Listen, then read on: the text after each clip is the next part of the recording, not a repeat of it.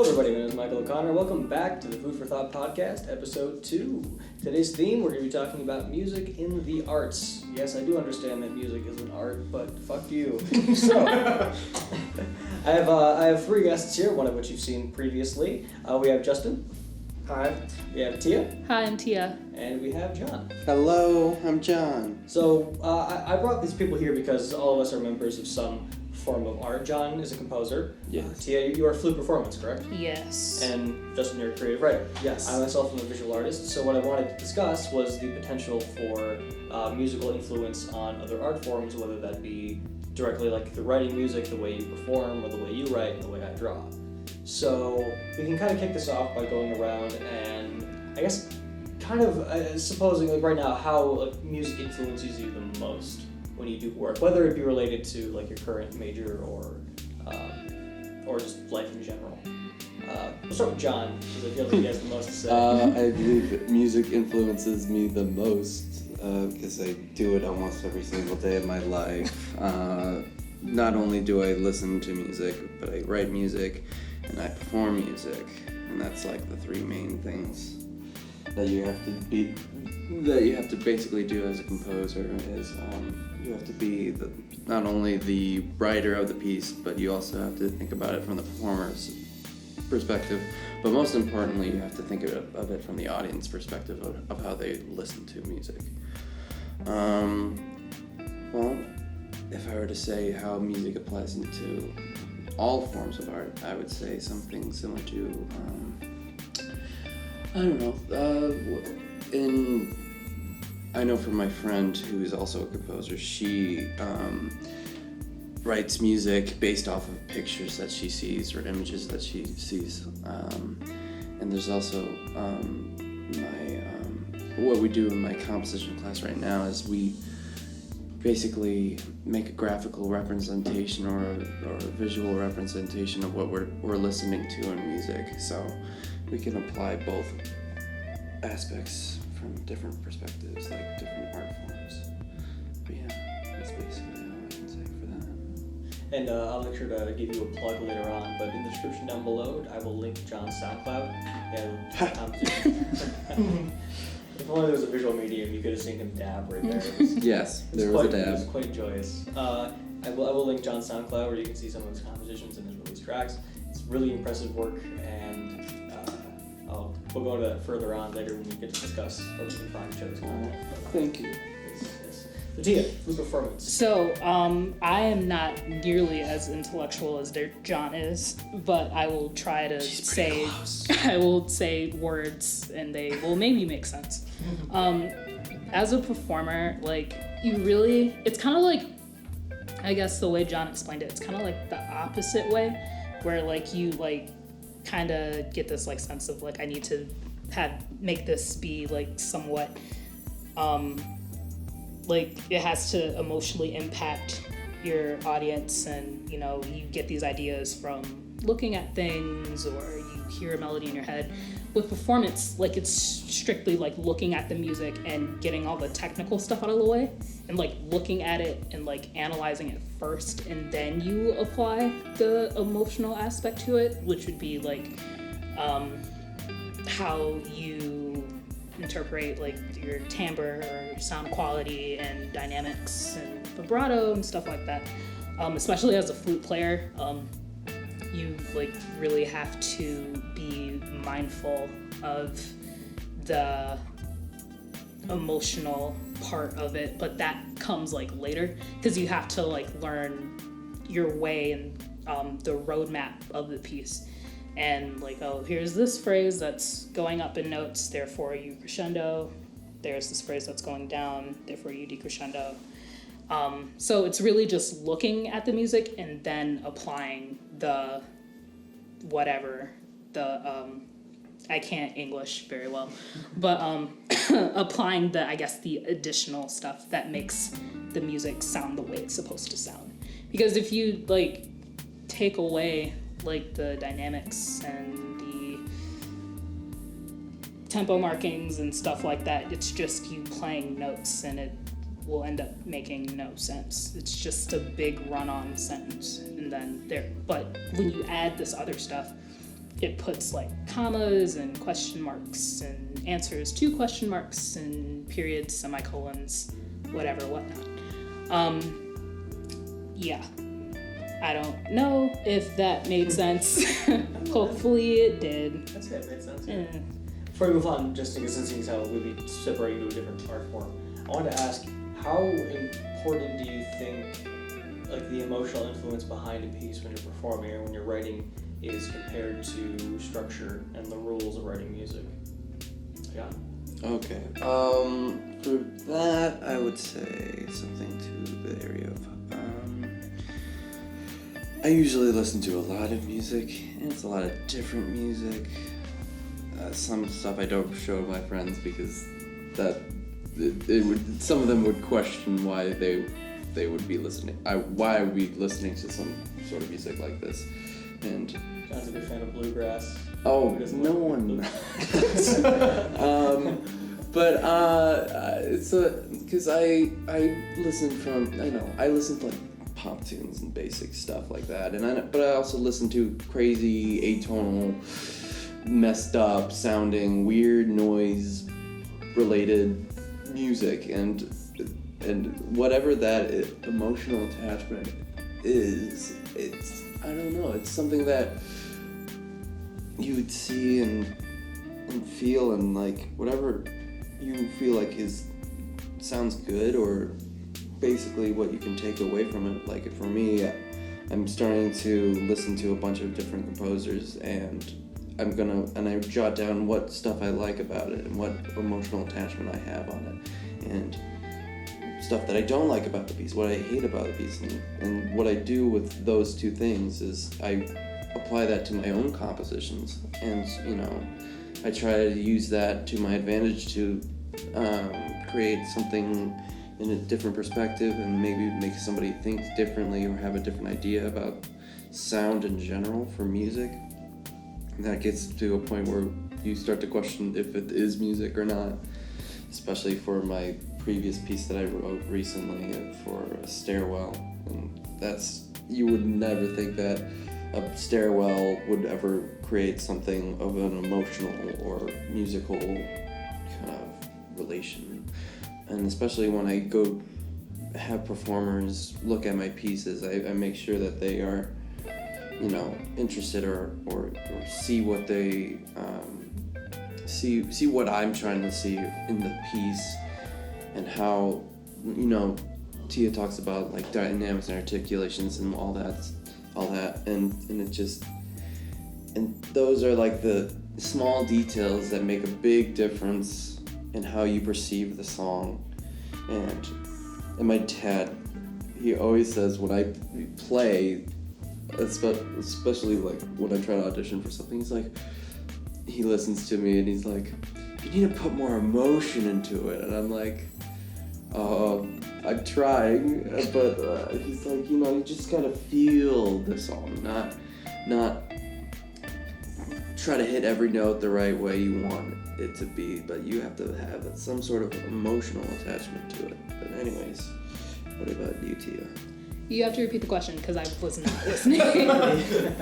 The question was, compared to like following the structure that music is written on, how important do you think it is that emotion plays a role in the music you play? Especially like how you play it. It's so important, because if you play music with no emotion, it's boring. Like if you My apologies. Sorry, Tia. Everybody's phone's off. Yeah, I'm actually going to airplane mode that. But emotion and music. So if, say you have this like super technical passage. Okay, cool. You learn all of the notes in the passage, but there's no emotion. If you're just playing something in one dynamic range, like you don't get that feeling that you get when you usually listen to someone performing. Usually, like dynamics and articulation add to the style of this passage. Because if you play just one piece, all one dynamic range, no specific articulation, like it's just kind of like what's going on. But if you apply the dynamics and apply articulation figure out like what does this certain phrase, like what is the story behind this phrase. If you pay like super close attention to that, your listeners will be able to follow along and will be actually interested in what you're playing. So it's super important. Might be tedious, but it's what makes music. Sort of interesting. So Justin, I want to pass this over to you now. You were on the last episode, correct? Yes. And before we get started, I wanted to mention that you are actually working on the Disney Villains book. Yes, correct? I am. It's going very slowly, but I'm about 10 pages in now, I think. You're still working on Ursula's profile, Yes, correct? it's taken me a very long time. For those of you who haven't seen the previous episode of Food for Thought, it was based around Disney's high and low points, our personal favorites, and an objective analysis of sorts.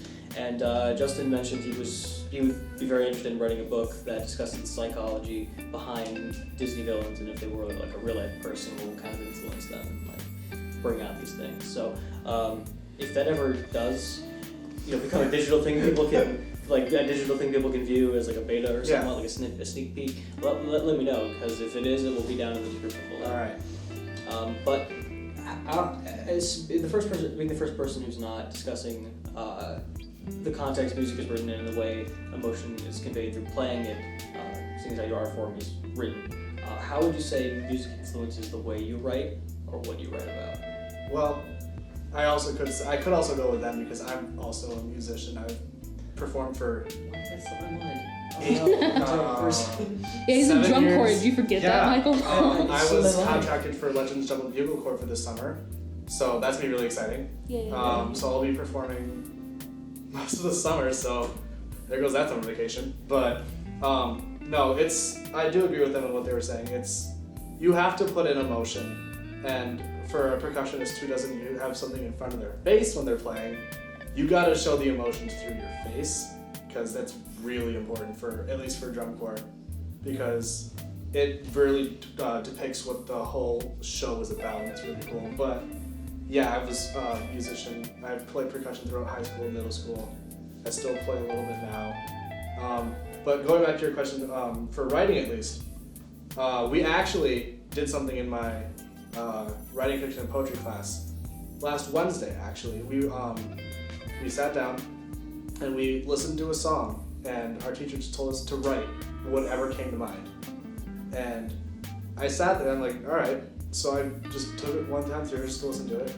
And then by the end of that class, I had 4 poems written out from that one song. So I was able to listen to a song and create a story that could go like, basically a soundtrack to a story, to a movie. That's basically what I was listening to, because I was able to write it out and show what was going on, and you could see that. And honestly, it's like, I love being able to do that, because I think that's really cool. But yeah, it definitely impacts writing as well. Not just writing music, but writing books too. I would not be surprised if authors listen to music while they write, because it helps a lot to get those creative juices flowing. Would you say that if you were to pick a certain kind of music to write to, would the genre of that music play a significant role in the tone of your writing? Oh, The absolutely. emotion you're conveying? Yeah. Generally, I would not listen to anything with lyrics, because if you listen to something with lyrics, you're going to start writing down those lyrics. That has happened many times. Yes. I've been doing that in the middle of a paper, and I'll just start writing out the lyrics. I'm like, that's not right. But definitely, I listen to a lot of classical, a lot of like concert band pieces, because for me, that really helps. Because like, I know there's already like kind of a story behind it, but I take that one step further, and I either keep going with that story, or I kind of change it to what I think it sounds like. Interesting. So say it's kind of like a Baby Driver situation when you write to music. You have the music, and then it kind of you craft a story that goes around it. And matches Yeah, the beats and in a rhythms. sense, yeah, it kind of is what it is. For example, I was listening to the opening to Swan Lake the other day, and I realized, this could be in a very sexual scene, to be completely honest, because it's kind of like it starts out really quiet and it's kind of going, and then once it reaches. sorry, Tia. I saw Tia like visibly cringe, like. So check like sex is like I think that's weird too. But right? I see like whatever. as the beginning part's very slow and it's like that's kind of the building up and the first impact is when they finally kiss, and that's like really big moment. It's like that first kiss of like that high school couple, or in this case like the first kiss of like a married couple, because then it's gonna get really interesting very quickly. But yeah, I noticed that, and it's like there's lots of different, and like also if you think about how Disney made Fantasia, they took classical music and they made stories behind it. They put that to images, which is kind of what I do, except I just put it into words. Very cool. So, Michael, how about you? so discussing, this is where it gets weird because the host can't introduce himself. We're like, okay, so I'm. Well, this is Michael. Yeah, well, I'm a visual artist who predominantly I used to function within graphic design, but since I've like expanded into a lot of pencil work, and when it comes to physical artwork, like drawing, a lot of what we use to create forms is just like making simple marks. Like there's a design on my Instagram that I think everyone here has seen called Unraveled, where it's like the two bars kind of that are like, where like the lines look like they feel like string, they just don't look like string, like the way that they operate around points. When it comes to making marks like that, music has, I'd say, the greatest amount of influence in the structure of it all, because the way your body physically reacts, and there's a physiological reaction to music. I think you can all agree to that, right? Like it's a natural, innate like response that certain music tones bring out, like an emotional response and a physical response. And when your body's responding to that, and you're trying to make it, move your arm to make this mark or whatever it may be, how that music makes you feel and the way it like sort of forces your body to react changes the way your movements are. For example, something more like simple, or not simple, but calmer and more relaxing, like a classical piece would be like very slow, very careful, kind of swirl. Like you can imagine a mark that fits with everything. Like punk music would be kind of like a scratchy, like rugged, very rough, like angular lines that connecting at like odd angles. And then meanwhile, like a classical or instrumental piece, like written for like for I guess a violin duet, for example, would be like this kind of scooping, sort of like careful, very precise mark of sorts. I think that's how like in general, I'd say that's how it influences most. Personally, I think music has a greater influence on the subject of the drawing rather than how you draw it, because technique and style go hand in hand, and each artist has their own. For example, when I draw, it's this very rough, kind of sketchy, sort of Tim Burton-esque character drawing style, and it's done usually just like in black pen with a stark contrast. And whenever I hear music and I'm trying to draw, instead of taking the music into my technique, I use my technique to match what I draw to the music. So a while back I was doing some tattoo sketches, and sketching went out for a friend of mine, and I believe I was listening to, I think it was like a slow, like a relaxed EDM, I guess is the best way to put it. Like this kind of slow techno, low bass, like very kind of relaxing yet surreal sound, I suppose. And it kind of brought out like this cool like combination of like scratchy value shading, but like very defined and proper lines. You just kind of start to take what you hear and put it on the page. In a sense, kind of like how with you writing and the way you perform, and the way you write music, and like the way like what you have in your head comes out as this glorious animal. Really, I think that's what they all have in common. Yeah. Honestly, the way that you perceive it casts out into the way you perform it, or you write it, or the way you transcribe it, and that's really interesting. Mm-hmm. So, discussing our art forms, like when you two write music or transcribe, whatever it may be, and the way you write and the way I draw, what would you say is like your favorite genre to use? Not necessarily for inspiration, but as like the sound you sort of compose to, whatever it may be. Like what would you There's no judgment in this room. Music is music. Like, I make jokes about country and western music, but like, you know, it's a variety of different stuff. And it's also, you know, somewhat related to, you know, what I'm into at the moment or what songs I like, just the types of genres that I'm into at the time. For certain compositions, like I write in two ways. I write one way for school. I should just be straightforward. It's for school. And that's more work-based, and it's more, you know, I apply what I hear in our class and what we're supposed to be covering the topic just to make sure I get all the check marks on my final project for compositions. And like, but when I'm writing for myself, it's usually stuff that I am into, and I'm one of those people who loves, I don't know, it's just my type of music is like ambient music, some slight ambient music. Like, it's not ambient music to the point where you can't hear any notes and it's just a bunch of synth pads over each other. That's just, even though that is quite relaxing and comfortable, I enjoy having some sort of beat or rhythm to it, some sort of fun stylistic technique that's being used in some form or other.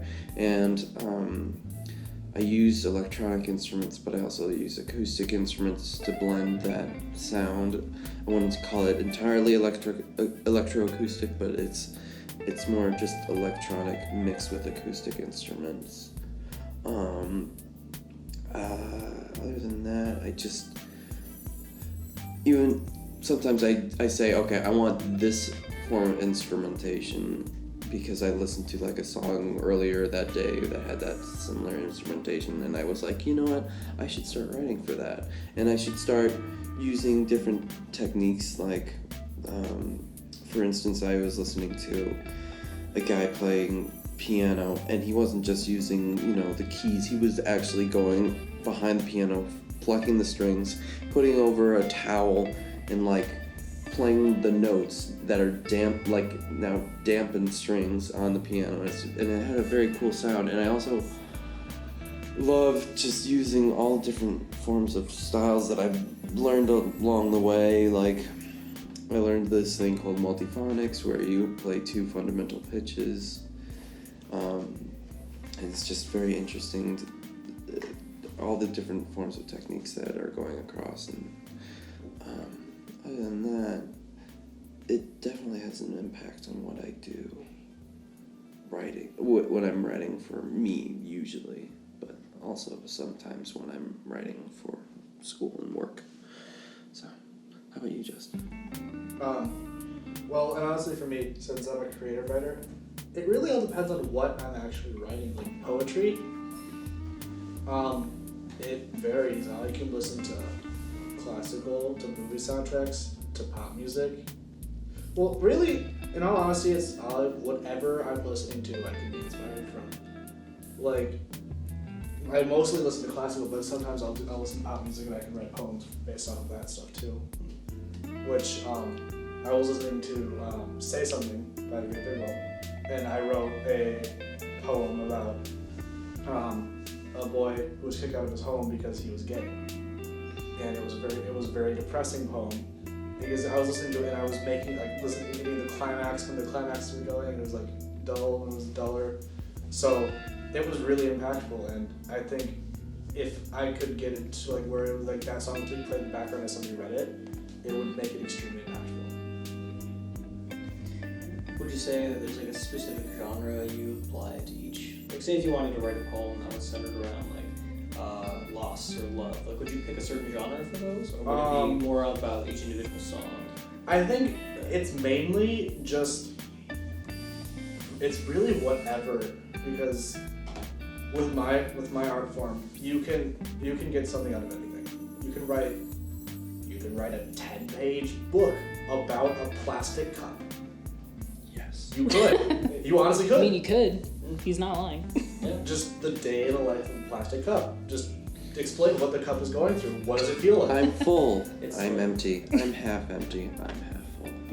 Deep. The end. The end. That's not even 10 pages. It's like You can use really big Comic Sans. Very large Comic Sans. it's like It's a one good- word it's a per flip page. book. It's a flip book. But yeah, Oh, that's that's what I can do with almost anything.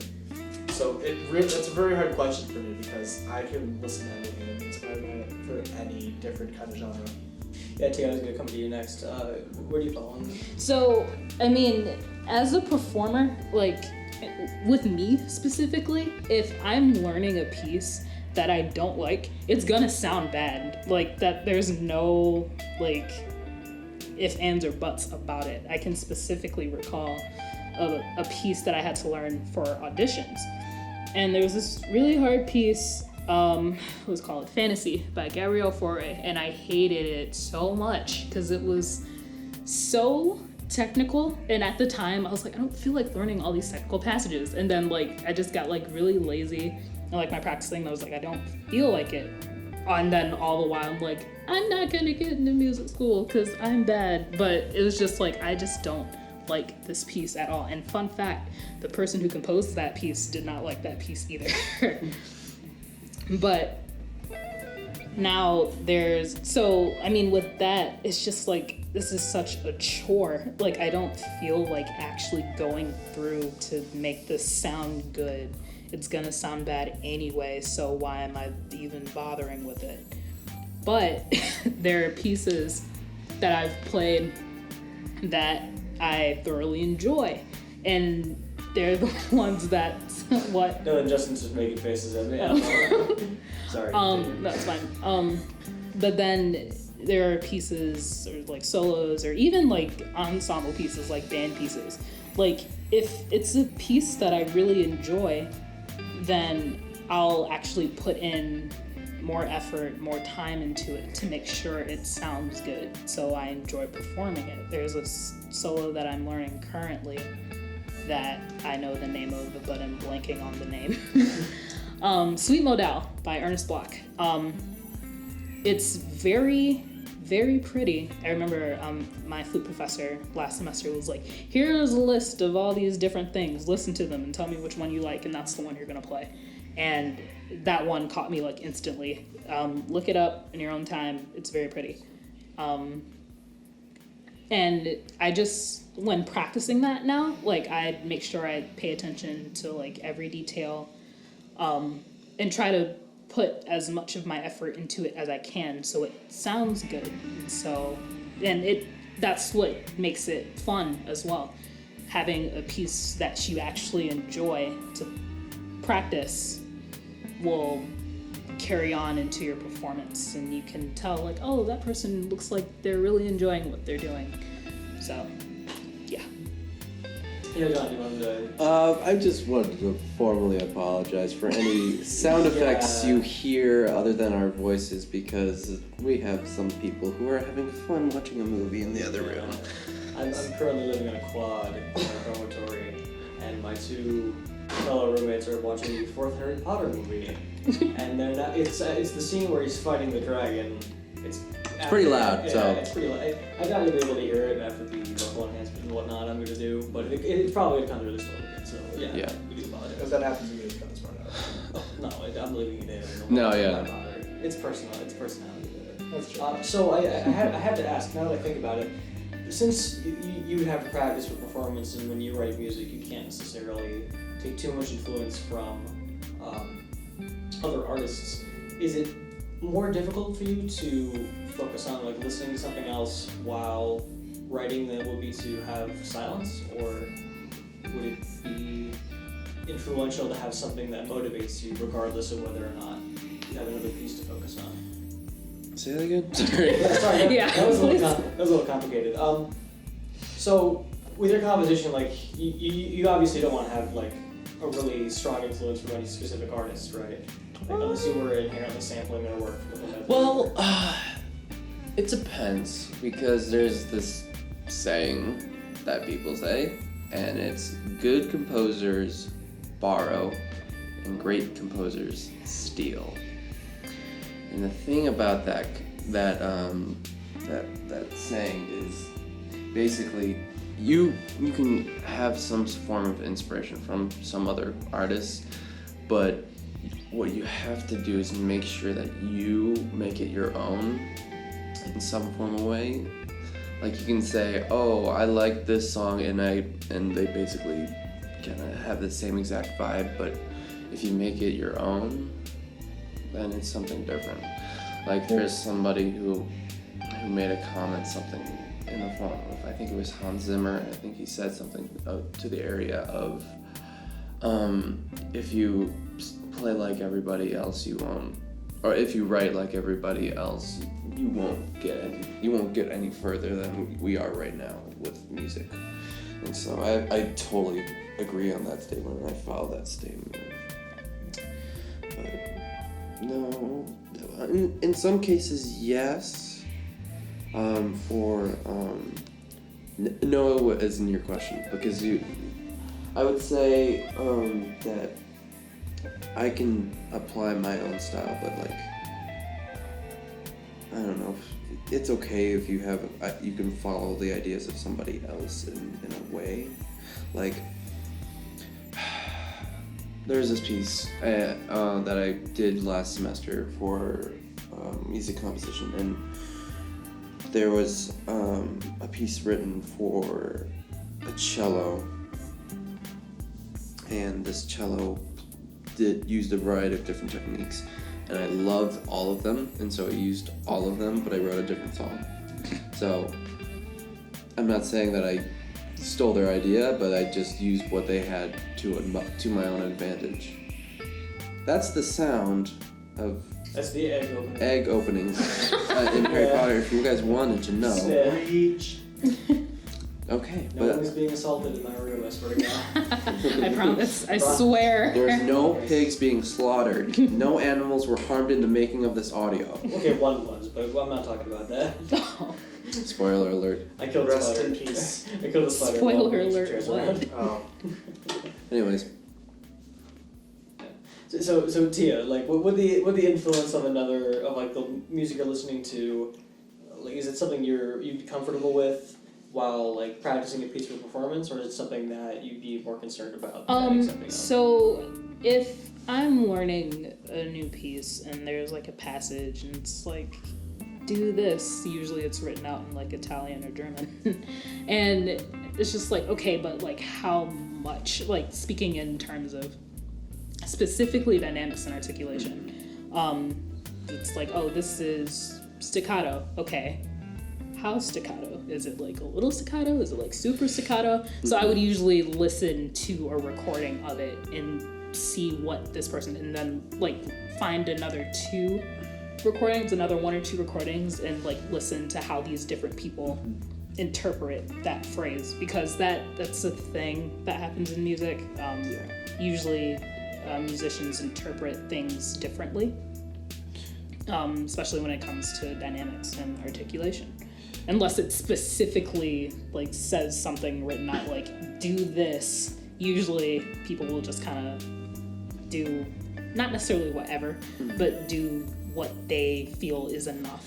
So I'll like listen to recordings, I'll go to my professor and ask what to do, and usually find some sort of middle ground, or find something that I think works, and then just do and carry on with that.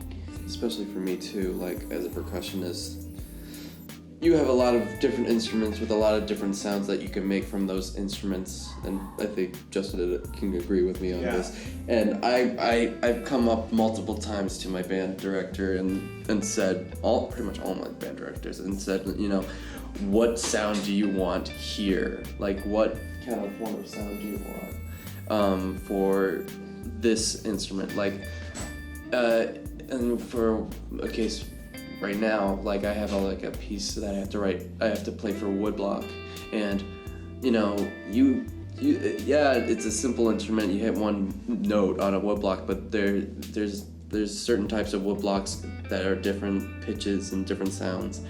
And for this case, I need to get a lower, bigger woodblock, and then once I got to that point, it was me questioning about what mallet do I use for it. Like, should I have a hard mallet to make it sound rough and tingy and sounding, or do I have something very soft like a yarn mallet to make it muffled and quiet? And so those different sounds and specifics are helpful when you have to ask your band director like what their interpretation is. And in some cases, especially like for me as a composer and Tia as a performer, just letting you guys know, Tia and I wrote a song together. Well, I wrote a song. the song. Tia played it. Uh-huh. But other than that, basically, you know, you can agree with me or disagree with me on this, Tia. Like it kind of, I would hope you would agree that it helped that I was there to tell you like what I was looking for. Yes. Because, in you know, from the composer's perspective, that's their perspective. But in some cases, when I talked with one of my other composer friends, he talked about, you know, actually it was my composition teacher. What am I thinking? But he's a friend of mine. I would hope. But I don't think so. but he basically he basically wrote a song, and in one part of the song there's a weird like phrase that he wrote, and he didn't even know what he wanted to write, how he wanted to make it sound, and so he just let the performers do their own sound. And he was like, basically each time he heard it, it sounded exactly the same, but each time it was different, technically different. But it's all about perspective and interpretation, and it can be from the composer's perspective, it can be from the director's / conductor's perspective, or it can be just from the performer's perspective, especially when Tia talks about, you know, figuring out different ways of doing it, applying it for herself. Yeah. And there was like specifically in the piece that she wrote that I performed, there was one the like starting note of one of the phrases was on a trill. Yeah. And he was like, make it like staccato and then like diminuendo and then crescendo, because like it was just like written out. Just looking at it, I was like, I don't under that what. And then he was like, basically do this, and like explained it to me, and then I was like, okay, got it. And then it happened. Yes. So it's very helpful to have people explain to you, or at least give their 2 cents on what something's supposed to sound like, so you get kind of a general understanding of what you need to do as a performer. And when I talk to some of my performers, for my pieces, I say, this is how I'm thinking I should do it. You should do it. I'm not saying that you should be spot on. You should be exactly like it, because then you're just trying way too hard to do something, and you're not putting, back to like what we were talking about earlier, you're not putting in that emotional perspective. You're not trying to put in the detail that your own 2 cents, basically what Tia said. Mm-hmm. And so it's very much like a collaboration effort.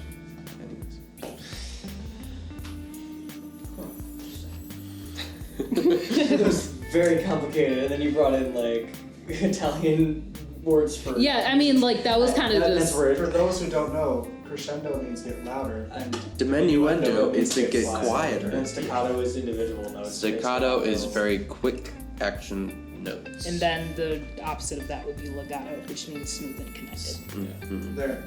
So I kind of did that, but like music wow. theory. It's like basic music 0.5. Congrats, you can all get your degree in music theory now. Oh, Shots fired. No, I was talking to the audience. I didn't start nervous. No. I'm just thinking Balls about on like power. basic music 1 right now, and I'm just like, I don't know what the hell I'm doing, so it's fine. Love music. So, I mean, if you didn't love music, would you be at this podcast? Probably not. Or Okay, bye guys. No. so, but to bring it back to like preferred genre, I suppose, and influence in art, because I didn't answer that question. Oh yeah. What is your preferred genre, I was, Michael? yeah, I'm curious to know. I actually, a super huge influence in my life. A lot of the artists that I listen to fall into the I hate the connotations that this genre, like the name of the genre conveys, but emo punk or pop punk. It's totally cool. And I know, I just hate it. I know it's totally cool. It's just like I hate the connotation of the word emo. Like, who cares? I get what you're saying. Yeah, but like that kind of thing influences me the most because it's not smooth like a classical piece. It's not as structured as other musical forms, but it's not as like free form as something like jazz where you have solos that don't really battle each other but connect with each other, and like the pace shifts and it's really interesting. For me, like the middle ground, like they carry like the kind of punk music carries like a middle ground that I like to function within, where I kind of get into the music and like I'll start kind of like dancing to it as I work, and like it'll just free my mind sort of. I focus on the music, and then when I bring my efforts to draw in, I kind of take that emotion that the song's making me feel pretty much predominantly and then cast that into something. It's very, Jonathan, alright? Yeah, everything's fine. Everything's fine. I just needed my charger. Oh. I was like, what? About that. Yeah. Oh, that would have been bad. That's an issue. Just letting you know, audience, Yeah. you are the computer, and I'm trying to save your life right now. John's a doctor. He's saving I'm here to save everybody. John's a double major I need in composition 45 and watts pre-med. I need 45 watts of electricity stat. But yeah, like that kind of perfect genre like personally relates to me the most, and it's something I've been interested in my entire life. And having that kind of connection with the music frees my mind sort of, because traditionally I'm that kind of a worrisome person pretty constantly. So having that kind of like, oh, music, cool, I can relax now, and then work kind of not forcing myself to work, but like working through that kind of sense of like, hey, I can just kick back and relax to this too. Like it creates a final product that I'm like really proud of, and it keeps ideas constantly flowing in and out of my head. Like I'll make like the first couple of lines, I'll do the rough sketching, I'm like, okay, change this, change that, and I'll start finalizing it, and I'm like, wait, go back, do this instead, flip to a new page, try it again, you know, it makes the work process flow a lot more smoothly than if I were to, like, pick something, like a different kind of music, I suppose. Like, a lot of the teachers here will play music, like, in the background for the students, like, kind of take a I love those teachers. Yeah, it's actually pretty great because like it frees it up. It doesn't feel like you're working. It feels more like you're creating. Like it creates a nice environment. Crazy enough, T and I are in a music history class, and for one of our quizzes, we have music being played. It's part of the excerpt. It's part of the quiz, but it's so much better in a quiz for some reason, for me at least, that there's music being played during a quiz, even though it's like, I don't know, it's just something about... It could be seen as like distracting. Yeah, it could be seen as distraction, but for me, it's just, it helps me focus. Because that first quiz we took was like so hard, and then like we took the second one, and she was like playing music, and I was like, oh yeah, I remember this now, and it for me too, like it helps having music. And like when I was in like my English class last semester, and we had to like write papers every like month or every whatever how many number of weeks, I always like listen to music when I write papers, like all the time, and it helps me like kind of like focus on what I'm writing. And like, you know, it kind of it's a contrast to what Justin said earlier, like listening to music and like writing, you eventually like end up writing down the lyrics. Like with me, it's very different. Like I can't write a paper in silence, but I can like finish a paper in a good hour or two if I listen to music. And then it's the complete opposite for reading. I can't read and listen to music. I have to be in silence. But for me, like for that quiz that we took, I don't know. I think the reason why I enjoyed it so much is that it just kind of relieved the stress of the test. Because it was an opera aria, and it was very uplifting and happy. And I think what also helped was that it was in a language that we don't understand entirely. So it's almost similar to Justin when he talks about like he can listen to music that doesn't have lyrics in it, but like for this case it does have lyrics, but it's lyrics that we can't really interpret, so it's not as distracting as something that we can clearly understand. So that's why also, for me too, when I do some studying or typing a paper, I usually play music that has no lyrics and or music that has lyrics that I don't like entirely understand.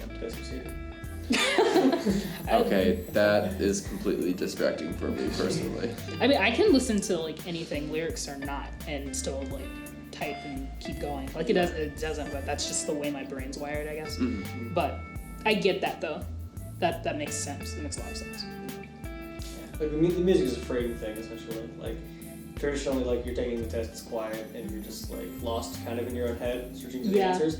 With the music, you can kind of lay back, relax, and it's less about you in this space, it's about the space and everyone in it, kind of, where it feels more grand scheme, like, oh, okay, so we're all in this together in a way. It kind of pulls everyone together. On this together. Okay. Even though this is a visual, we were all doing Copyright. dance. Copyright infringement. Disney, please don't do it. I was just about to say Oh, that. and also Harry Potter, don't. Oh yeah, sorry, Warner Bros. That's what I wrote in there. Okay. Yes. Yeah. I know some. Well, if he's gonna sue us, they're gonna sue us. It's background audio, they wouldn't call us for it anyway. And there's like a jazz music that plays in the background of our audio, so you probably won't anyway. If Michael edits this right, my favorite song, jazz song, will come up, and you'll hear it in 3, 2, 1. I don't know what your favorite jazz track is. You will now. Oh, there it is. Got it. It'll happen in post magically. Yep. Okay, now it's gonna happen in Pennies- 3, 2, 1. Okay, there we Pennies go. from Heaven by Frank Sinatra. No. This is gonna be a fun editing experience for you. Oh god, it's gonna be awful. Anyway. Back on track. But yeah, like music is like the framing thing and the personal relationship with the genre for me keeps things flowing in and out of my head and on the page to become whatever it may be. So speaking of that, like my own personal relation to the artists in general, if we're speaking like not necessarily about what we listen to when we work, but in general as well, when we're trying to relax or we're just trying to do whatever, like the background music we listen to, what would you say is each of your favorite artists? I'll start with you, Justin.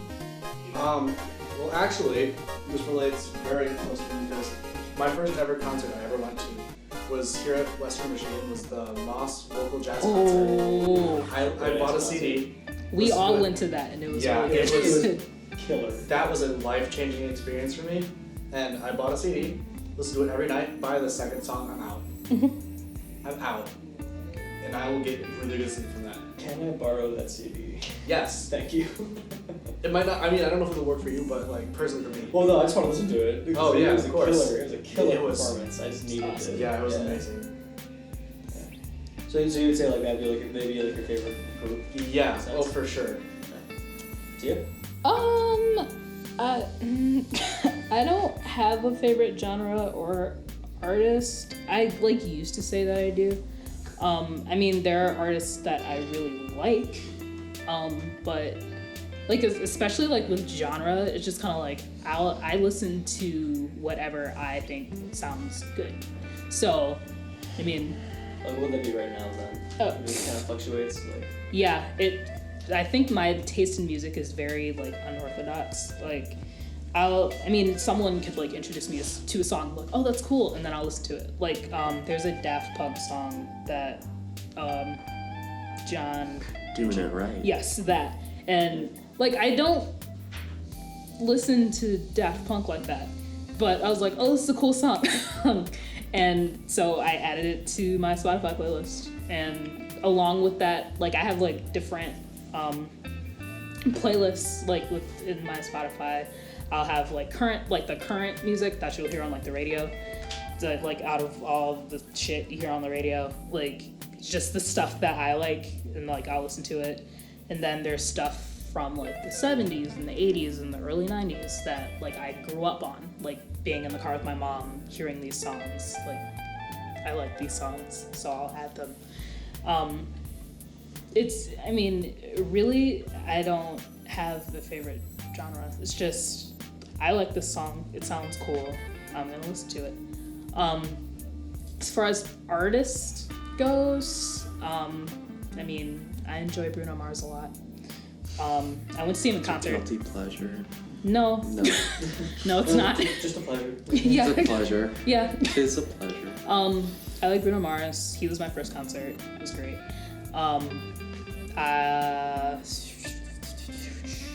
Adele is cool. I like Kendrick Lamar. Kendrick Lamar's cool.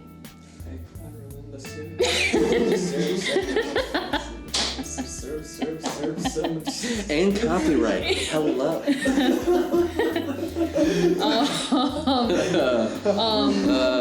Chance the Rapper is also really cool. Wow. Childish Gambino is cool. Oh, I thought you were going to say we're childish. No. Yes. Well, yes. Yes. Truth came out. And then there are Broadway musical soundtracks that I enjoy as well. Broadway. Dear Evan Hansen is one of them. Dear Evan. Hamilton is another one. You know you want to say the lyrics, John. Well, there's so many lyrics. I can't say that. Hamilton, the program great. And copyright. Hello. No, Lin-Manuel was cool about that. And Peggy. No. Nice. And then like The Lion King as well, and Les Mis. But I mean, like I said, it's hard for me. It was like, oh, what's your favorite artist? What's your favorite song? What's your favorite genre? I'm just like, I just listen to whatever I like, basically. John? As a composer, I'm almost, I would say, practically forced to like almost everything. I don't have a favorite. Like, I just, I switch a lot when it comes to favorites. And I will say that at the moment I can say I'm still jamming out to Dear Evan Hansen. Like, it's kind of bad. It's great. It's great because listen to it. So basically, yeah, T and I watched a bootleg of it. Bootleg of it. We cried. And yeah, we shared a few tears. It was very emotional. Watching bootleg copies of movies. I mean, just kidding. We bought tickets and saw it. Well, I'll say this. I will go. College I'm students. hopefully gonna go see Dear Evan Hansen in the summer. Low-key jealous. But it's fine. But I've been listening to that primarily, and I feel like everybody can agree on this, that music has a huge influence based on the people you are with and what you kind of do, and friends share songs and such. And for me, like, I was never into like indie music until I met Jason. Jackson. Shout out to Jason Washburn. Jason Washburn, if you're listening, yes, Probably not. I'm rocking out. Yeah, he probably cut it off by now. It's like, she said diminuendo. Even though he probably knows what that is, he's in theater. Oh, Michael said hi, gotta go. But The first word I said. Wow. Oh, bye. I've been into a lot of indie music. I started like listening to a lot of indie music during the winter break, and other than that, I've just been picking up a lot of songs along the way. But genres, I'm open to listening to any genre. I rotate between 3 genres mainly, and that is usually alternative,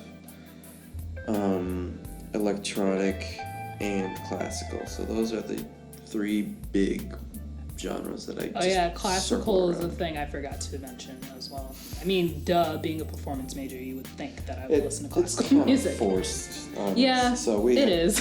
So we gotta have some sort of classical. But more repertoire. specifically, like, it's not like when you think classical, you think like an orchestra. No. I mean, like, usually, like, if you're like Yeah, not but, a like, musician, But band also applies. yeah, I primarily listen to like concert band stuff. And I also there's some songs that I just hear, and also just the songs that I play in band. Some songs I just really hooked on them. Yeah. And they're pretty interesting to the point where I just, save it on my SoundCloud and Yeah. Same here. and save it on my Spotify as well. Mostly on Spotify, I should say. But yeah, I don't really have a favorite genre and/or song, but I just kind of sit in one area for maybe a week or so, kind of transition to a different song over a month usually. So I don't really sit in one spot for too long. But I will say this: if you ever had to ask me what my go-to artist and/or band is, it would be Coldplay, because I have every single album, EP. Yeah, and I also went to their concert. I also have a bunch of other stuff. Still lock of the lead singer's hair. Oh. No. Not yet. That would be so funny. Not yet. It would be funny if Chris Martin, the lead singer of Coldplay, was bald and you said that statement. And I'd be like, he's bald. You stole all of it then. Oh, yeah. Mm-hmm. I stole all of it. He scalped him. Oh. Just has I will. That was dark. Cue Velcro sound Apologize. effect. I will say this: I have not scalped Chris Martin's head yet. That's all. Yes. Yes. Oh, I will not baby. scalp Chris Martin's head. I won't Yeah. Yes. yet. We're not crazy, I promise. Only on Tuesdays. But isn't everyone crazy, guys? Let's just listen. The best people are crazy. That's a whole nother podcast, All right, friend. for you, Yeah. Michael, Yeah, what is your favorite artist genre or whatever you like the most or focus on? When it comes to genre, I've kind of hopped around over the years, and there's some stuff I just don't connect with anymore. I used to be like super into EDM, like techno, like harder EDM music. Since then, I've kind of fallen out with that. So genre is not really something I could pin down. Most of what I listen to today is like alternative or punk, and then oddly enough, show tunes. Like I have an entire playlist dedicated to Hamilton that I'm going to add this soundtrack to Rent to. What is he? Oh, 521. There you go. Why don't we just sing it? Just sing it. No, I'll do it. copyright, my friend. No. It's called the cover. Fair use. Fair use, guys. Rent. We recently all watched Rent, and it was amazing. It was my first time watching. Yeah, it. and it was my first As time it would too. happen, I'm exactly the same as Mark Cohen. It's It's really scary. funny. It's It's scary. hilarious. Instead of his. If you want to know what Michael, if you guys don't know what. what Michael looks like, and you've not actually seen any of his other YouTube videos, he looks exactly like, what's his name? Mark Cohen. Mark It's Cohen. Terrifying. It's uncomfortable at some And point, then but there's it's the okay. interesting, And like he just acts film like and him photography too, like in and, the movie. Yeah. I would say specifically Rent Mark Cohen. Maybe he's changed over the years, but he specifically. But that's not his real name, is it? Actually, is it? No, that's the character name. Oh, his character Yeah, name. that's the The character. guy who plays him. The guy who plays Rent, I have no clue what he does. The guy who plays Rent. Sorry, the guy who The plays guy Mark. who plays Rent. That's me. Anyways, constantly. but yeah. But yeah, so I guess genre I couldn't pin down. Artists, a favorite, I wouldn't call them a favorite, but like the most influential, the one that's kind of been around the longest. And I've hammered this name into everyone I've ever talked to about music's brain, Coheed Cambria. The alternative rock. He has not hammered it in my brain. Oh, I haven't actually. Oh, what was that, John? You'll hear in the audio. It's a little loud. You'll probably hear it. Oh, yeah, it is a little loud. It's a massive peak. I've heard. I'm of sorry Coheed- for anybody who's listening's ears. Sorry. Continue to you. I've heard of Coheed and Cambria. I've never I've seen the name. I've never listened to the music though. They're like a alternative rock kind of punk band. A punk band that's slowly transitioned into alternative and like pop punk sort of. That's how music evolves. Yeah, Usually. it's interesting because their discography goes from like 2002 to now, when like the music style and that genre itself has changed so much. That kind of happened with But Linkin Park. Yeah. They kind of evolved Yeah. from that kind of rocky phase and switched to more like pop-related alternatives. Yeah. Yeah. So, So similar, but not. Yeah. It's the Similar. same like transition kind of. yeah. But like they've been like a huge influence on me. My brother was a huge fan to the point where he has like a signed poster with all of their names on it. Like it's actually really impressive, and I nearly stole it when he moved. I was like, but they like my brother introduced them to me just by listening to them, and I was like, oh, this is really cool. I like this. It's a lot of there's like aspects to the older albums where like they use a lot of ambient audio, and then there's a lot of storytelling done through the music. Like all the music in their albums except for the most recent album, Colors Before the Sun. It's all based around a comic that the frontman writes called The Armory Wars, which is like a really interesting like sci-fi kind of story. It's been 2 hours. It has been 2 hours. Just Yeah. I feel like you guys have just been recording for 2 hours. I don't think we've been like talking about this for 2 hours. There's no way. We started There's at like absolutely no way. 8:45. It's only 9:47 or now 48. Yeah, so it's I think I might be counting it by a weird beat thing or something. I don't know. Anyway. it's only been an hour. Yeah, it's only been an hour. Okay. Anyway. Yeah, it's definitely not been 2 hours. Maybe it's doubling it up because it's taking 2 different microphone channels into left and right, and then it's an hour each, so it adds them together. Okay. I'm sorry. I'm sorry your program was wrong. Anyway. He didn't write the program. That's not that offensive. Fine. Guys, I'm fine. Are you? I'm sorry. Yes. I'm sorry, John. But yeah, they've been a huge influence on me, and like this cool storytelling and the weird ambient choices. And the frontman's got this really weird sort of like this high. Like he sings like he's got a very naturally like it's like a probably like an alto or a soprano, one of those two. But he sings in like this really high sort of tenor voice in a way, and it sounds almost feminine in some ways. It's kind of interesting just the way it compiles itself. So essentially, it's like really conceptual music. But they've been like a really big driving force for not only like just what I listen to and like to listen to like decompress, but also they're like a huge influence for me getting into playing guitar, which was like a really big step. So, and then one further step down, I guess, song. I keep going back to the song You Had Me at Hello by A Day to Remember. It's really interesting. It's like partially acoustic, partially like electric, combinations of guitar, drums, and bass, and it sounds really, really interesting. And it kind of like builds and like it's one of those songs that like I could like kind of connect to, and it makes it really easy to pull an image into my head of something and like build it to it. I don't know. So that's I keep kind of going back to. Yeah. Nice. Lightning round. Least favorite artist and why? Taylor Swift. I hate her. Shit. I might have to steal that answer. I hate her. Okay.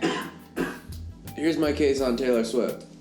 I hate pop Taylor Swift. Country Yes. Taylor Yeah. Swift Yes. was fine. Yes, I agree. Was I agree with fine. that. I did not have a problem with country Taylor Swift. Yeah. I mean, like, I personally am not a fan of country music, but, like, it was fine. Like, it was fine. But then, like, it turned into pop, and then, like, there was all this drama with her, and I was just like, every nah, song is fam. about a breakup or somebody she doesn't want to be in a relationship with. So, Yep. but least favorite song. Least favorite song? Oh. Ooh, shit. That's Oh. hard. Oh. That's not hard. I'm glad you added that to the question. I know. Also, was artists. That's not hard for me at all. Have you? No, actually, that's not. What? It's Gucci Gang. I hate it. Oh, Gucci Gang. I hate it with a Gucci fucking Gang. passion. Gucci Gang is a fucking horrible song. I hate But it it's with so a fun to passion. sing. I hate it with a passion. No, it's a bad song. It really is a bad It's song. bad, objectively. A lot of rap today is bad. Yeah. A lot of I it. also, Yeah. I'm still listening to Busta Rhymes from the 2000s because I just don't want to. I'm just not listening to rap ever. I just don't. Shoot. Can we talk about why Revival sucks so bad? Having this new album? Can we talk about why we just got like 20 dislikes for talking about how shit talking rap? No. Like, I mean, Revival's not the worst thing in the world, but all of his older music is better. motherfucker. That's all I'm saying. I was talking about rap in general. How we're just, Oh, rap in we're all general. just dissing rap. I don't know. Rap I mean, seems like to be there the are worst thing. good rap There artists are out very today. Yeah. there are good raps. There's Like the also- ones that I mentioned earlier. There's just There are a just a lot lot of not good really ones. bad ones. Just a lot of not good I ones. can't think of any off the top of my head because they all have horrid names. But no, I can't come up with a song I hate right now. Like if someone, like if I was like, oh, if someone were like with me throughout the span of my life and was like, oh, I hate the song, because I say that a lot. And then just had like a playlist of songs that Tia hates, like there would be like one song where I'd be like, yes, that's the one I hate the most, but I can't pinpoint it. Again, there are a lot of songs that I do not like that Taylor Swift today. So Look What She Made Me Do by Taylor Swift is an awful song. Yeah. I think that's the song I hate right now. I'm very sorry, all you Swiftie fans out there. I'm not. I'm sorry that you have Keith terrible was taste in music. Oh and man. you've lost all your Swiftie fan base, I Michael. didn't have a Swiftie fan base. I'm fine with this. Yeah, I'm sorry, There's but that like one I'm not Swiftie sorry fan at who's all. still on right now. And I mean, there are people that don't like Bruno Mars, and that's Yeah. fine. I'm I kind don't. of one of them. Yeah, But, and like I don't hate his music. Yeah, I don't Like, chastise you for that yeah. though. and I mean, I there do goes it the last jokingly, but I don't. listener. There goes mean Jason. There goes the last listener of the podcast. There's just nobody's left now. Yeah. If you made it this far, guys, I'm very proud of you. Congratulations! I'm surprised. Just kidding. You deserve But some. to be honest, guys, this is when the podcast gets interesting. Yeah. We stayed on topic for a very long time. Yeah. I'm Um, very Still on topic. Yeah, still on but topic. at the same time. I mean, the I more have a we talk about being on question. topic, makes us get Yes, off on topic. topic. That's true. John, least favorite artist and song. least favorite artist and song. I don't know. I would guess. Okay. Oh, never mind. Okay. There's one. There's gonna be a lot of people who might not like this comment. I don't like Mozart at all. I hear you. I don't like him. I'm very It's indifferent. too on Mozart. forced for me. I don't like any. Like I'll appreciate the music that he writes, but I don't. Something about Mozart I just don't appreciate anymore. I'm very indifferent on Mozart. Just Like I like all the other composers. Mozart's the one composer where I'm like, it's Mozart. Everybody talks about Mozart. Everybody. oh, you don't like Percy Granger either. I don't. No, I like Granger in You told me you certain did. aspects. I just don't talk about them because I should be acceptance to all. For those who don't know, composers. Percy Granger is a band. composer for a band, and I love Percy Granger. I agree. I also love Percy Granger. I don't know who Percy Granger is. I listen to music. Yeah. You need to get cultured, Mike. Get cultured, you uncultured swine. We like show him like Molly Least on the Shore, favorite some movements of song. Lincolnshire Posey, Shepherd's Irish Hay, tune. Irish tune. Sorry. Least favorite song. I'm trying to think of the least favorite song that I really don't have a least favorite song. I'm okay with any song, even if it's really, really shitty. Even if it's really Even if it's a loop track, it's okay. I'll say this: if people consider it a shitty track, it has so much potential for being a really great track. If it's like a loop track, something like that. But other than that, I really don't have a least favorite song. I was gonna ask a question, but I can't remember what it was. I'm still trying to think of my artists. I don't know.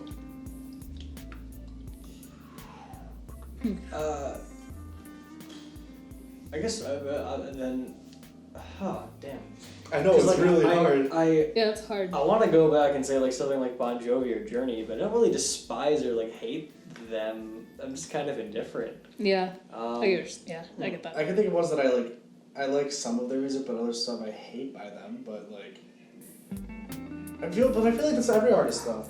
There must be one. Also with me, I tend to like whenever I say I hate something, like I actually mean it. I'm not the type of person like, oh, I hate this. Like hate is a strong word, quote unquote, as people say. But if I say I hate something, I mean it. And when I say I hate with what you made me do, I mean it. It's a god awful song. It really is. I guess least favorite. I don't care. Like honestly, don't even worry about saying. I mean, I'm sure is a you bad all are song. great people, but that is not a good song. That is not acceptable. It's not a good song. But that's my opinion. You might love the song. That's fine. Okay, I figured it out. What's yours, Justin? Nicki Minaj. Your least favorite? Least favorite Really? artist. Really? Least favorite. Really? Because you really like Bang Bang. Yeah, I like it because it's Ariana Grande. Oh, okay. That's the only reason I like that. Mm. And because the rap's kind of cool. But everything else, like nothing else. Yes, she looks like Mrs. Potato Head. But am I wrong? But am I wrong? Oh. Kind of. Not really, I guess, I actually. don't But, know. she looks like a Barbie doll, frankly. Yes. Mrs. Potato Head Barbie doll. Yeah. There you go. No. Fixed it. Nicki Minaj looks like a Barbie doll. I'm Mrs. Potato Head Barbie doll. She's not How fat. about how about we like meet in potato. the middle with something equally as nonsensical? She looks like a boppin.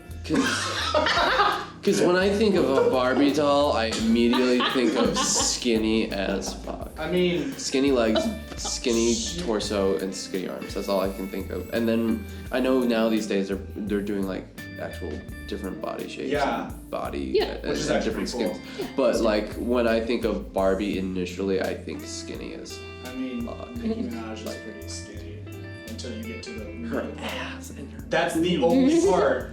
Those But are everything else dramatic. is really skinny. I'm calling it implants. Um, who's not?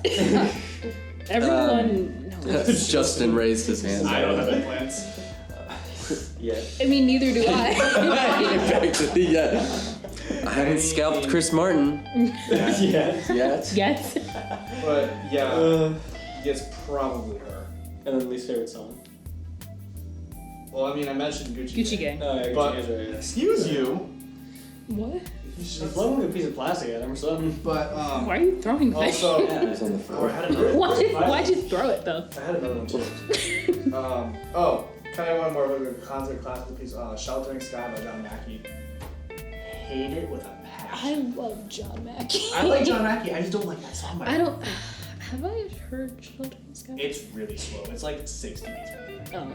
Oh. And I had Oh. That. bass ooh. clef marimba rolls, Hmm. whole notes.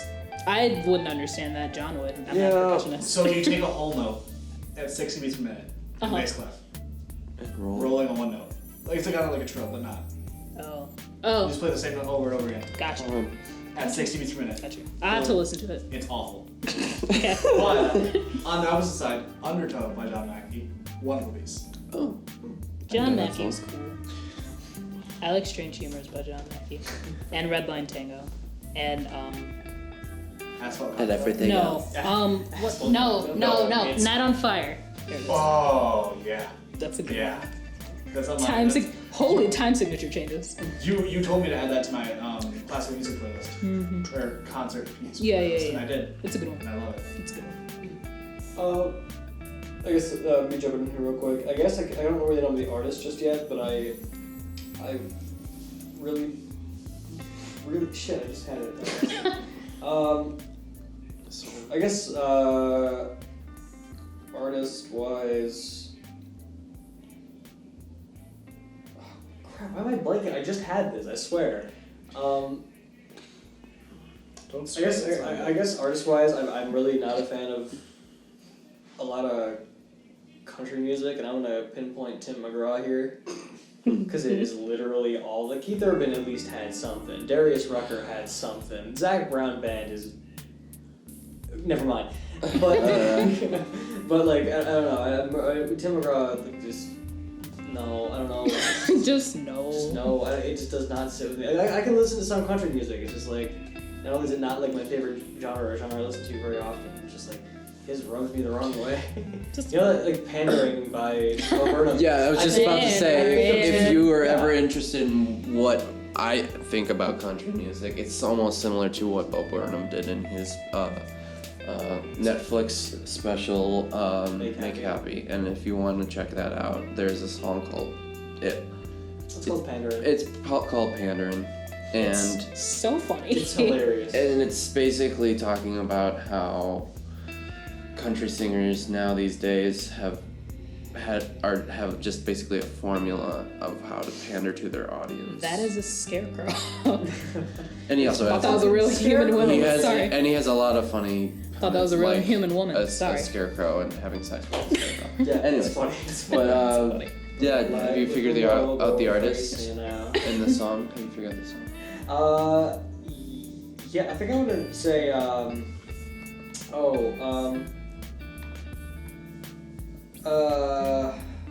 what's that one song with Taylor Swift, like The One That Understands You or something like that? What? Oh, You Belong With Me by Taylor Oh. Swift. I I really like hate that I song. really like that. I know a lot of people have a soft spot for country Taylor Swift, yeah, and I'm kind of that neutral about with country Taylor Swift, but I really despise that song for being Wow. desperately Can't you see overplayed. that I'm the like, one basically who every understands radio I can see why you- you. But I don't know, I don't hate that. It's upbeat and but like compared to stuff like Party in the USA by Miley Cyrus, like rock country mix, I suppose. And I can jam to that, but like even though Throwback to middle But school. it's every but like pop dance they kind of song. fall into the same vein, like in a sense. Yeah. And like Taylor's just like You Belong With Me just rubs me the wrong. I'm like, oh, shut up. Here's a I mean, that's me with Taylor Swift now. Yeah, I'm just yeah. like, Here's a fun. And here's I'm gonna make one last statement just to see how people react to this. I know it's a dissenting opinion. I dislike Adele for the exact same reason I like Taylor Swift, like modern Taylor Swift. It's all about breakups and shitty people, and she's famous for it. It's dumb. It's all the same thing. I mean, that makes You're sense. not wrong. Yeah, that makes sense. But like Adele is The a way really she good singer and writes Taylor music, Swift. I True, appreciate. it's true. She's musically talented. Yes. I give her that, but she shouldn't be famous for the same thing as Taylor Swift is. Because like she has way more talent than that. I guess it's a disappointment more than it is an angerment. Okay. John, you're going. Fun question. I was wondering, what is your favorite song to dance to? Like, if you were like Wasted in Love. let's take it back. Go to like either prom or homecoming, Long- whatever, long jump this or time. or Casper Slide. the Well, you said go take it back. So yeah you know you get that. But if you were like to go back to like prom or homecoming or any kind of dance or party, and you went up to the DJ, what song would you request? Oh, damn. Okay. And before we answer, I said this could be the last question of the podcast. We're running out of time. So Okay. feel free to respond for as long as you want. Just I have a definite answer to this question, but like at the same time I don't. So, here is a Black History lesson for you. It's Black February. History Month. It's Black History Month, so you're gonna learn about Black culture today. Woo! In Black culture, specifically Black American culture, we have line dances or like hustles that we learn.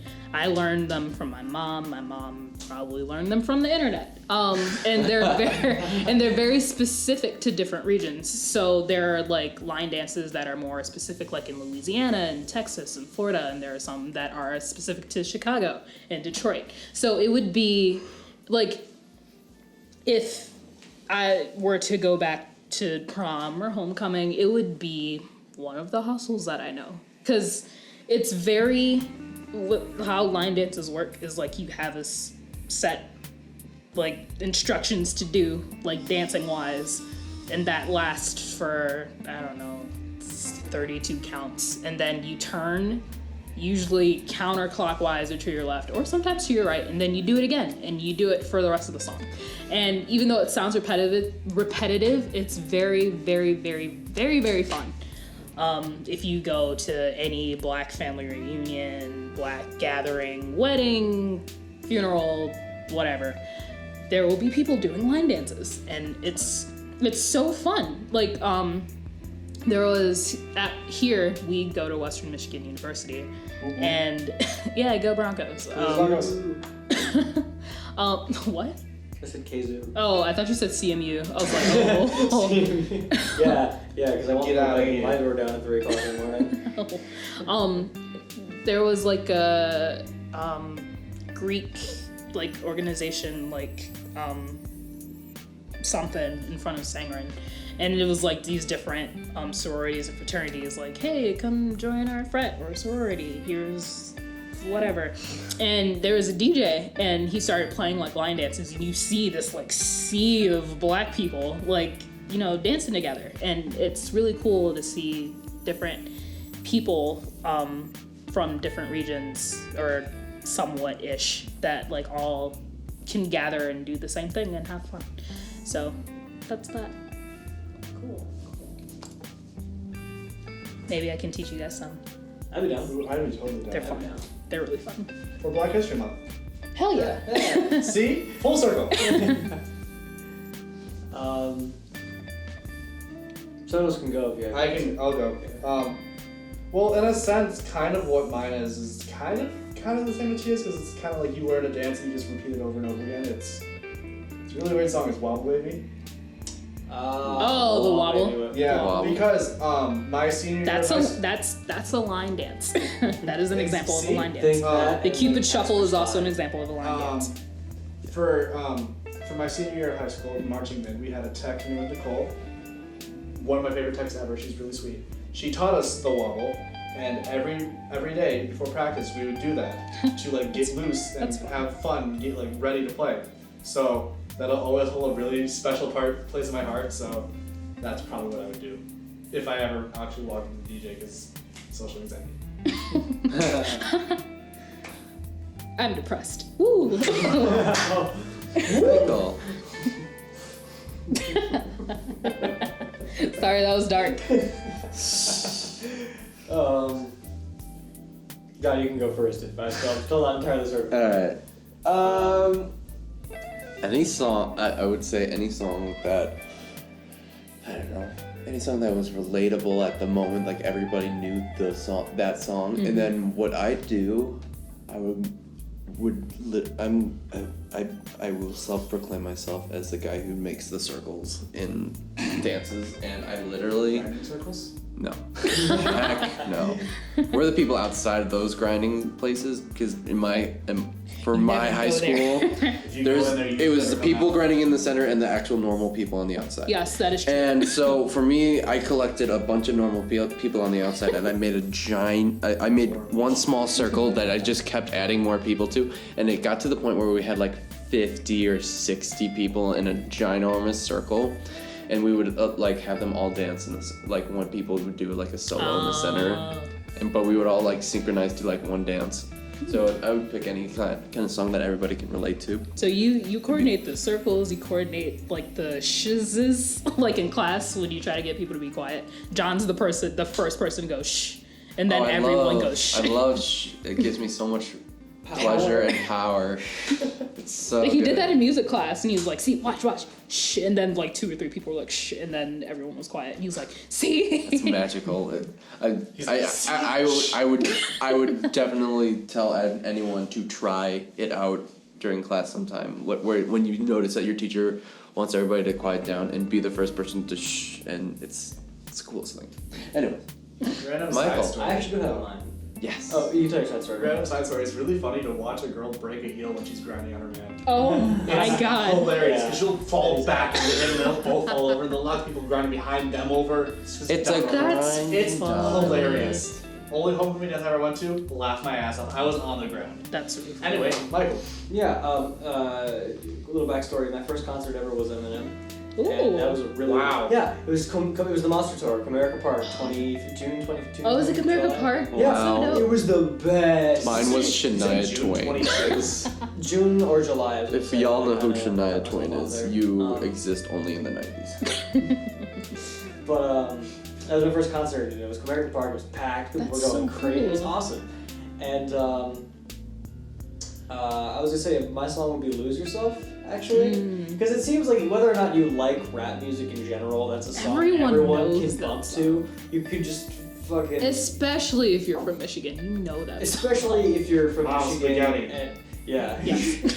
especially from Michigan, more specifically Detroit. Yes. I guess. Yeah. That Or at least like Metro Detroit. Yeah. East, very East side. if you were at least southeastern Michigan. yeah, Yeah. if you were like anywhere near the 313, you got it. John's from Chicago. He's the odd one out. Yeah, he is. Oh yeah, he is. I can't Oh, that's believe right. Yeah, you're the Chicago. He's from specifically St. Charles, Illinois. 45 minutes. Here's out his from Chicago. address. You can find him at Here's his phone number. Here's his bank account number. as Social well. Security number. If you wanted to know, no. if you wanted to know, But it's anyways. 666 666 6666. 9. Hey. My birthday is 4/20/69. Alrighty. 16. But yeah, lose yourself. Because like I remember when that came on at the concert, everyone went crazy. Buck wild, yeah. It was insane, and I had seats up in the balcony, but a friend of mine who went with us had gen admission seats, Ooh. so he was in the crowd, Oh. and his experience was absolutely insane, and I was witnessing it from above.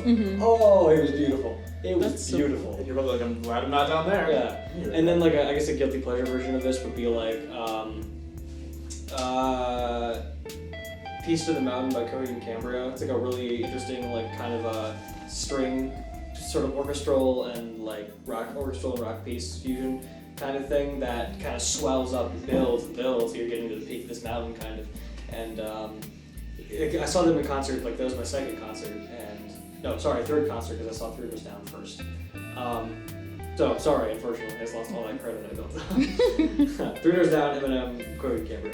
I remember like hearing them play that song and watching this crowd from the back, kind of people like riding on each other's shoulders and like just collectively like uniting around these notes. So cool. It was like one of the best experiences of my life, and if I could relive it, I would. I honestly, because it was like a really fantastic number that was just like. Oh, and they ended it with it too, so it was like it left on this beautiful note. And then I walk outside with the cold and was immediately like, fuck. This is like February, but February of 2016, I think. Oh, But yeah. that's awesome. So that on that note, that is actually On that note, the end of our get it? Because we're talking about music. I'll go now. I'm I'll gonna leave. myself from the rafter. Oh. John is actually Did you make banging a up news the point. with your rubber band yet? No, I did it. I did not. I don't know how to even do that again. So, actually, well, John, you want to sit back down because we're going to plug our shit real quick. Oh, okay. Get So we're back gonna go- over here, John. We're going to go around in the original circle formation and discuss yet again where you can find our content. So, my art, Justin's writing, and then Tia and John's music. We'll start with John. Where can we find Why your... me? Okay. Because That's where we started. We started with you and came to me. Okay, okay. Well, actually, So- this way, but like for like introduction, we went this way. Who cares? Oh, true. Yeah. John. Like, for speaking, I guess. Okay, my name is John Engstrom.